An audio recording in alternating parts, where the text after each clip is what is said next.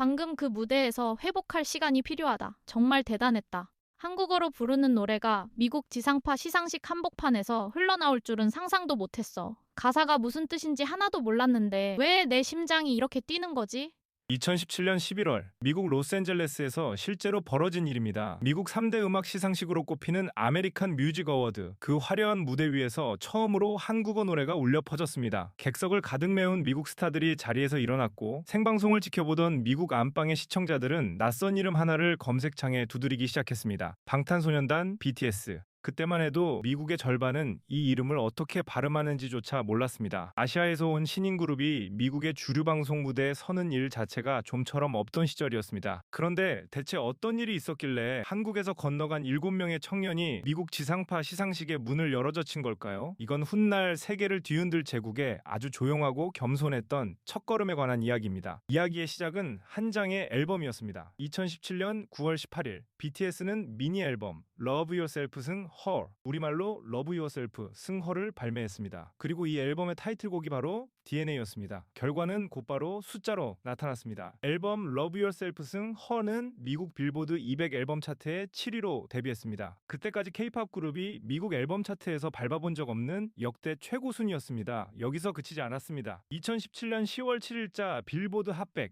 미국에서 가장 권위 있는 그 싱글 차트에 DNA가 85위로 진입했습니다. BTS의 첫 핫백 진입이었고 무엇보다 한국어 가사로 된 노래가 이 차트에 이름을 올린 건 그때가 처음이었습니다. 당시 K-팝 그룹의 노래로는 역대 최고 순위이기도 했습니다. 진입 첫 주에 이 곡은 미국에서만 530만회 스트리밍 됐고 다운로드로 14,000장이 팔려나갔습니다. 미국 땅에서 방송을 크게 타지도 라디오에서 자주 흘러나오지도 않았는데 오직 팬들이 직접 듣고 사서 만들어낸 숫자였습니다. 바다 건너 일본에서는 이 곡이 더블 플래티넘 인증까지 받았습니다. 미국과 일본, 세계에서 가장 큰 두 음악 시장이 같은 시기에 이 한 곡에 반응한 겁니다. 그때까지 K-팝이 아시아를 넘어 서구의 주류 차트에 이렇게 또렷한 발자국을 남긴 적은 없었습니다. 영어 한 줄 없는 순수한 한국어 노래가 미국 차트의 가장 단단한 벽에 처음으로 작은 균열을 낸 순간이었습니다. 그런데 이 85위라는 숫자가 왜 그토록 놀라운 일인지 잠시 짚어볼 필요가 있습니다. 빌보드 핫백은 세계에서 가장 넘기 어려운 문으로 불려온 차트입니다. 영어권이 아닌 언어로 된 노래가 이 문을 두드리는 것 자체가 기적에 가까운 일이었습니다. 수십 년 동안 수많은 아시아 가수들이 미국의 문을 두드렸지만 대부분은 영어로 노래를 다시 부르고 이름을 서양식으로 바꾸고 자기 색을 지운 뒤에야 겨우 문틈에 발을 걸칠 수 있었습니다. 미국 라디오는 좀처럼 외국어 노래를 틀어주지 않았고 미국의 큰 방송사들은 아시아에서 온 신인에게 좀처럼 무대를 내주지 않았습니다. 언어의 벽, 인종의 벽, 그리고 그 위에 두껍게 쌓인 편견의 벽까지 세계 음악의 중심이라던 미국 시장은 바깥에서 온 이들에게는 그렇게 높고 단단한 성격이었습니다. 그런데 이 7명의 청년들은 달랐습니다. 이름도 그대로, 언어도 그대로, 한국어 가사를 한 글자도 바꾸지 않은 채 그 문을 밀고 들어갔습니다. 거대 기획사의 지원도 미국 방송사에 밀어주기도 없이 오직 노래 하나와 팬들의 힘만으로 말입니다. 미국 주류 언론이 손을 내밀어준 게 아니라 전 세계에 흩어져 있던 팬들이 스스로 이 노래를 스트리밍하고 다운로드하고 서로에게 퍼나른 결과였습니다.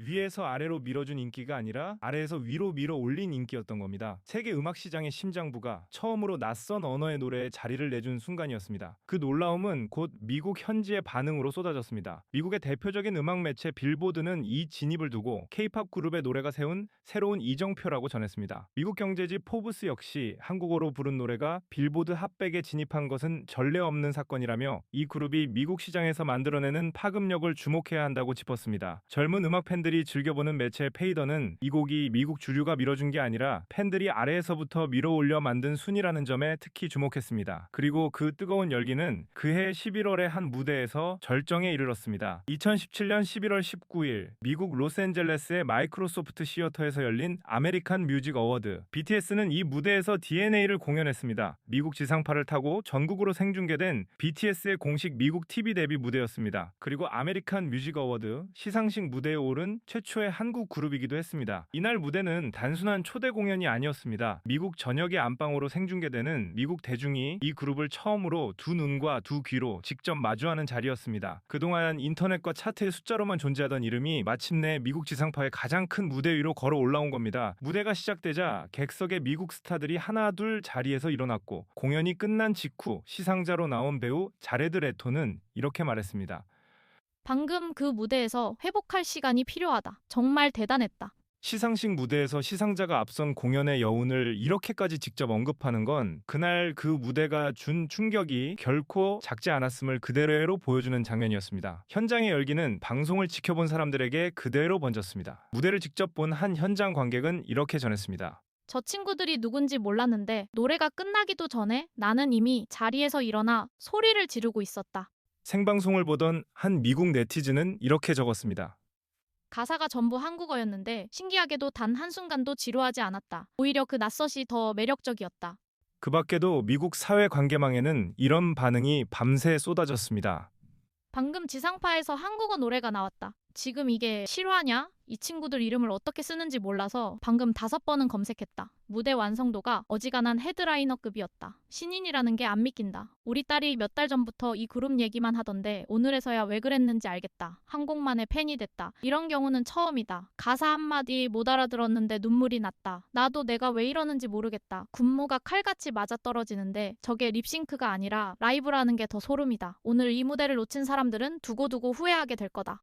무대를 취재한 미국의 음악 매체 빌보드는 이날 공연을 두고 신인이라고는 믿기 어려운 완성도로 시상식의 밤을 사로잡았다고 전했습니다. 미국 연예 매체 엔터테인먼트 투나잇은 이 무대를 그날 밤 시상식에서 가장 화제가 된 순간 중 하나로 꼽으며 객석의 스타들까지 팬을 자처했다고 전했습니다. 젊은 층이 즐겨보는 매체 페이더 역시 미국 주류 무대가 마침내 이 그룹의 실체를 두 눈으로 확인한 밤이었다고 짚었습니다. 무대가 끝나고 몇 시간 동안 미국의 실시간 검색어와 화제 상위권에는 이 낯선 한국 그룹의 이름이 걸려 있었습니다. 방송을 지켜본 한 미국 학부모는 이렇게 적었습니다.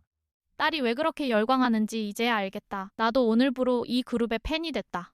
시상식 현장에 있던 한 관객은 무대 직후의 분위기를 이렇게 전했습니다. 공연이 끝나자마자 옆자리에 앉은 미국 가수가 나를 붙잡고 방금 저 팀이 대체 누구냐고 물었다. 이름도 모르면서 다들 기립박수를 치고 있었다. 한 해외 팬은 그날 밤을 이렇게 회상했습니다. 나는 그날 소파에 앉아 무심코 시상식을 보고 있었다. 그런데 저 무대가 나온 뒤로 내 인생의 재생 목록이 완전히 바뀌어버렸다. 나는 그날을 아직도 또렷이 기억한다. 그리고 누군가는 짧게 한 줄을 남겼습니다. 오늘 미국의 안방이 처음으로 한국어로 노래를 들었다.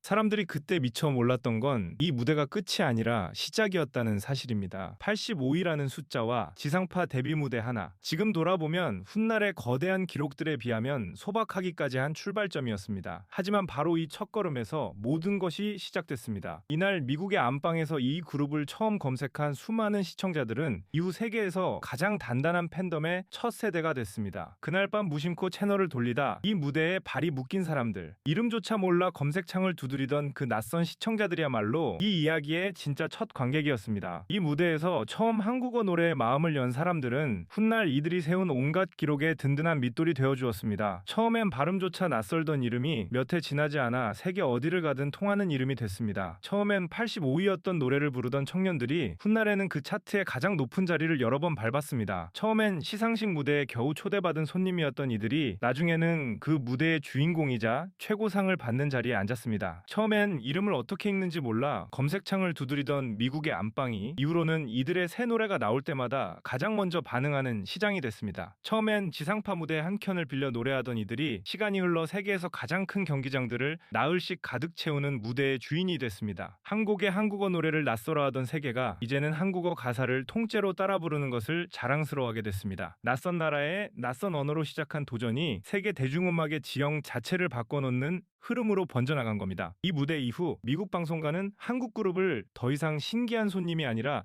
진짜 주연으로 대하기 시작했고 뒤이어 수많은 한국 가수들이 이들이 처음 밀어젖힌 그 문을 따라 걸어 들어갔습니다. 하지만 그 모든 화려한 훗날의 이야기도 결국은 2017년 가을에 이 조용한 첫걸음이 없었다면 존재하지 못했을 겁니다. 벽에 처음 균열을 낸 사람은 늘 잊히기 쉽지만 벽을 무너뜨린 모든 힘은 바로 그 첫 균열에서 는 오랫동안 미국 차트를 세계 음악의 중심이라 여겨왔다. 그런데 어느 가을 뜻도 모르는 언어로 된 노래 한 곡이 그 문을 조용히 밀고 들어왔다. 그 순간부터 세계 음악의 지도는 조금씩 다시 그려지기 시작했다.